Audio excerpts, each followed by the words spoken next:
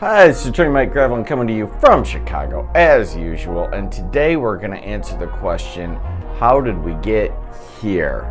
So your choice is you either play by those rules or you're going to go to jail. Of course, it's through the magic of bad sovereign citizen arguments. It's Sovereign Citizens number 6.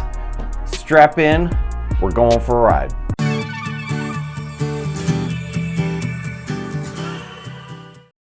Mr. Smith, you are here because of the fact you were charged with the offense of driving a license suspended in the 3rd degree.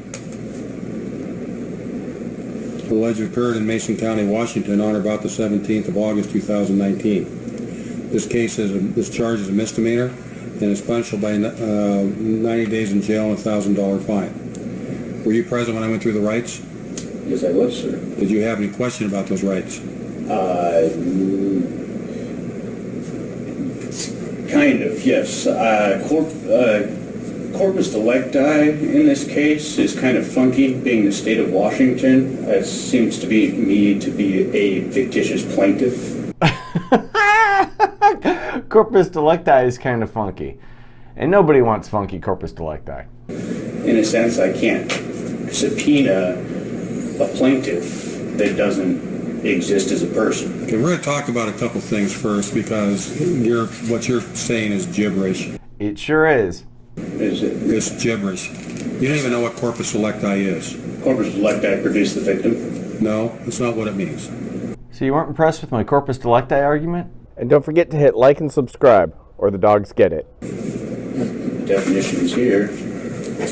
We're not here to argue with you, Mr. Smith. So, before I get to the next part of this arraignment, we're not going to complete the arraignment today for a reason I'm going to get to in a minute, but is there anything else you want to bring up? Because I just want to be able to have the victim present since it's a criminal matter, correct? Here's the situation. I'm gathering that sounds to me like you might be kind of dabbling in the sovereign citizen stuff. No. I don't know. Sounds like it to me. Sure sounds like it. Sounds. Here's how it works. Pay close attention. Simply because the fact there's no, quote, identifiable victim doesn't mean that behavior is not a crime.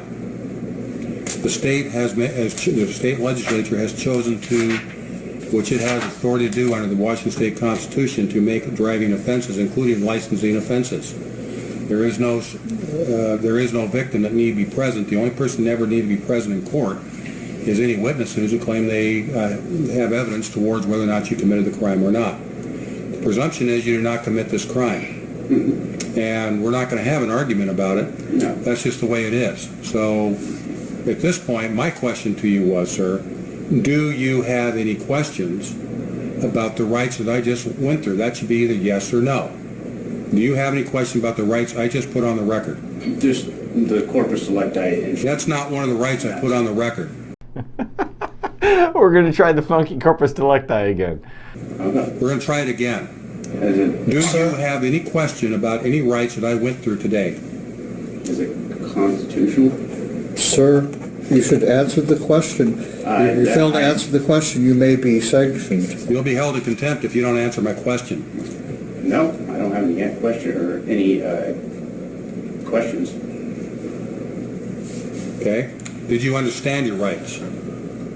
Yeah, I do understand. Don't address courts as yes. Yes, no, yes, Your Honor, no, Your Honor. Yes, Your Honor. I understand my rights. Okay? Then you can turn the phone off because you're not a lawyer. I requested permission. I know that. What else do you need to address today that you need research for? I don't need research for Then it. turn the phone off. Now. Turn the phone off now or you're going to go into jail for contempt of court. Okay. Bring it up and show the clerk.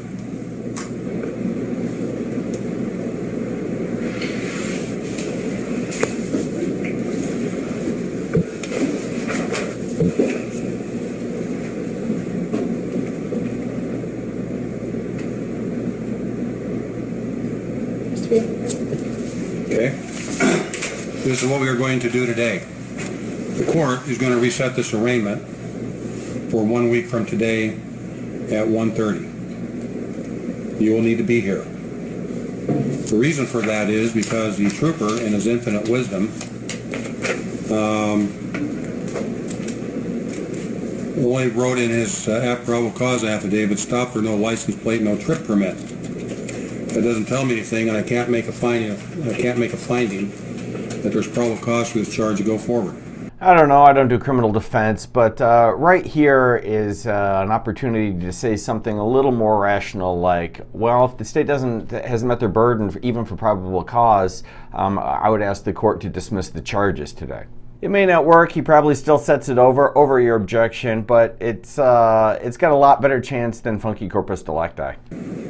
So the only authority I have in this case at this time is to require that you come back to court on a later date. Okay. Do you have anything else you need to address today?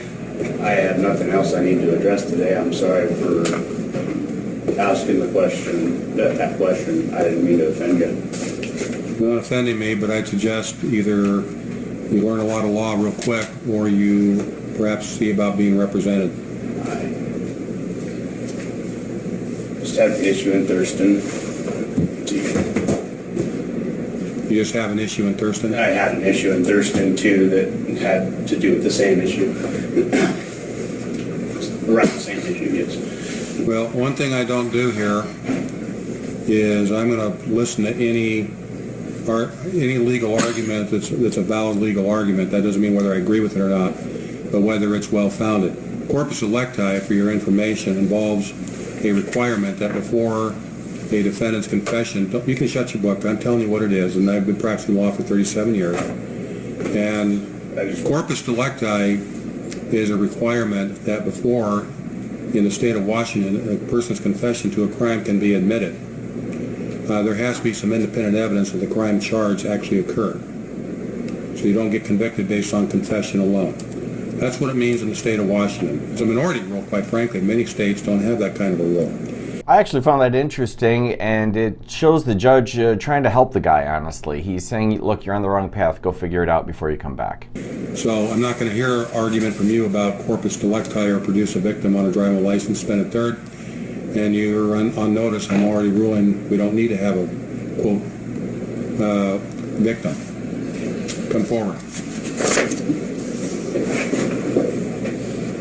You can sign above the judge's signature there. It's showing a new hearing on September 3rd at 1:30. I might be penalized if I don't sign. I'll have you thrown in jail if you don't. I'll take that as a yes. All right. Does that sound like a penalty? Don't challenge the authority of the court.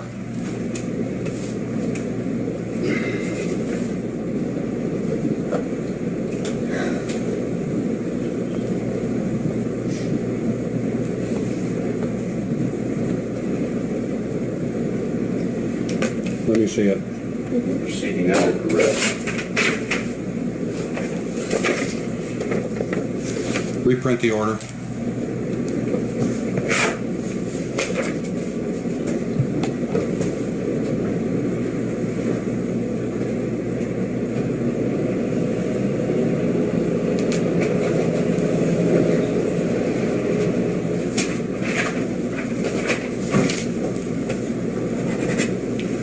If you sign the order, you'll put nothing else on it. The record itself will reflect that you feel like you're under duress. Sign the order. Just your name, nothing else. I can't. That's. Just sign the order. You're ordered to do so. If you don't, it's contempt of court. The record already reflects you feel like you're under duress. You're not under duress, but you are under court order to sign the order.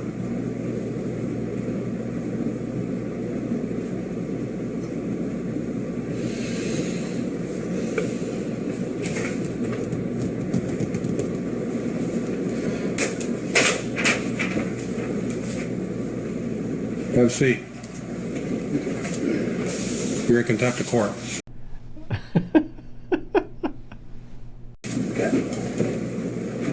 Maximum penalty for contempt of court is 30 days in jail and a $500 fine. I will give you an opportunity to purge yourself of that contempt. I told you, purge means to make the contempt go away. I told you simply to sign your name. All you're doing by signing this is acknowledging you know when your next court date is. Now, your choice is you can either sign this, as I told you, just your name, or you can be taken into custody. Which do you prefer? Get an officer. I'd sign it with my rights reserved. Then Signing this doesn't take away, signing this does not take anything away from you, sir, as far as your rights. why do I have to sign it then? Sir, Because I just told you to, because it gives you notice when your next court date is. it only acknowledges that you received a copy of that order telling you when your next court date is in open court. That's all it does. So I'm not going to play games in this regard, don't interrupt me. You're going to either sign that order without saying under duress, or you're going to simply show it's been served and you're going to be held in contempt for 30 days and maybe a $500 fine. I would prefer you just sign the order. It doesn't take away any of your rights. It doesn't take away any option you have to make any legal arguments that you have. And if they're valid arguments, and again, I want to be clear what I mean by valid argument. It doesn't mean an argument where I agree with you, but means an argument that has some basis in law and fact. You're going to be allowed to put those arguments forth. However, at the same time, you're not going to disrespect this court, and you've been told specifically to sign the order. I'm not trying to disrespect the court. Yes, you are, and don't argue with me. How so? You can either sign the order, or you can be taken into contempt. How so? Sir, I'm you not better- arguing with you. You either sign the order, or you're going to go into contempt. Which do you prefer? You sign the order without any editorial comment, just your name, nothing else. Sir, this is not a battle you're going to win. It's a contract, right? No, big dummy, it's not a contract. I'm signing. No, it's not a contract. It's merely an acknowledgement that you received a copy of the document. Period. That's All it. you're doing is acknowledging when you have to come back to court. And it says that on the paper, so But to start signing things under duress and everything else shows disrespect to the court. I'm not going to allow it. So your choice is you either play by those rules or you're going to go to jail. So I can't sign it under UCC 1308. no. Okay, here's how it works. You really should talk to a lawyer because your knowledge of the law is, to put up very mildly, extremely lacking. Truer words have never been spoken. But I don't care. You said I don't need to convince you. And I also know that you're not interested in being convinced. Are you going to sign it with just your name or do you want to go to jail? That's the choice you have. You have about 10 seconds to decide. Can I sign it on recording under my name and You've already, You can sign your name. This proceeding is being recorded, both video and audio. and you could request a copy of the recording by going upstairs to the clerk's CD. office and filling out the form requesting a copy of this hearing. You may be charged for the duplication process. So my question to you is, and you better answer for your sake, yes, right now. Are you going to sign the order, just simply signing your name, or are you going to go to jail? I'm going to, I guess, yeah, if that's what you're, if that's what you're coercing me to do, then yeah, I have to. Sir, Okay. just sign it. In a way, it is coercion because there's a consequence if you don't follow my orders. I'm gonna sign the order, then You're going to sign your name and nothing else. Anything else, you're going to jail.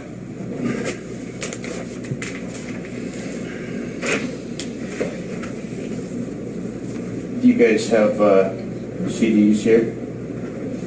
You can You can inquire deal at that the up in the clerk's clerk's office. office. Let me see the order.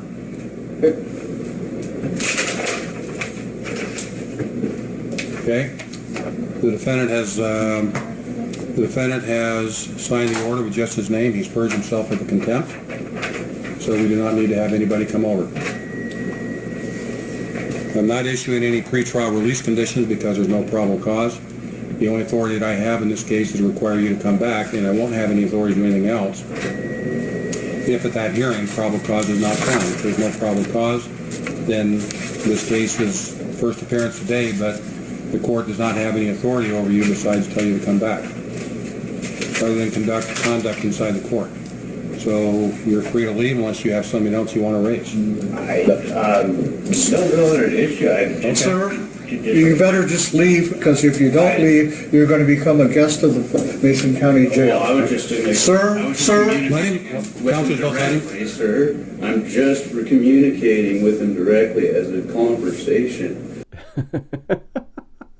Calm down. We don't have conversations in the court. Okay, what do you want to say? I apologize. I didn't mean anything by it. I do research, and I'm not, I'm not trying to waste your time, really. I just don't want mine as well. I build houses. I got things to do. Well, my suggestion to you would be that you should probably spend some time having a brief consultation or a longer consultation with a lawyer. But Someone that knows the rules and knows how the courts work and what the law is. those people get paid for that. It's pretty much a waste of my time. Sit down.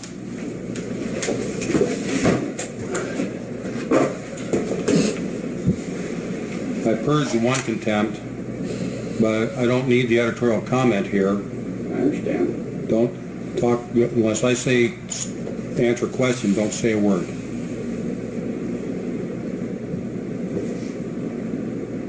I don't need any editorial comment on your part that this is a waste of your time. I don't care if you can believe it. And outside this court, you can say anything you want.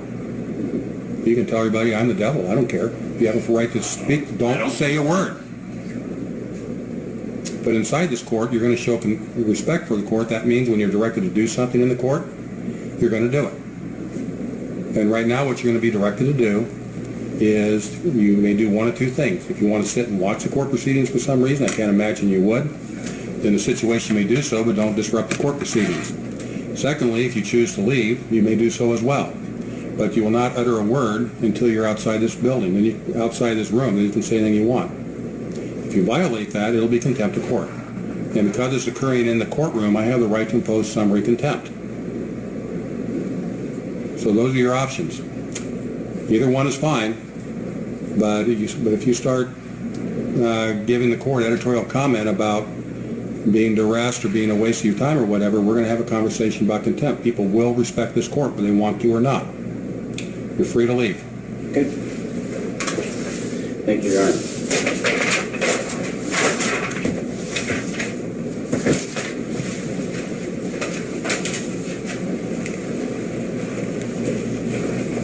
Well, there you have it. Another horrible court appearance by a sovereign citizen. This time, I mean, it's just hard to even watch as an attorney. Your instinct is you just want to step in and tell him to shut up and help. But, of course, you can't. He's got not a major charge, I think driving without a license or something like that, and the judge doesn't even like the probable cause affidavit, says it isn't sufficient. You might be able to get it dismissed right there, or if not, at least put it on the record that the state didn't have their act together. If they don't, at the next hearing, it's gone.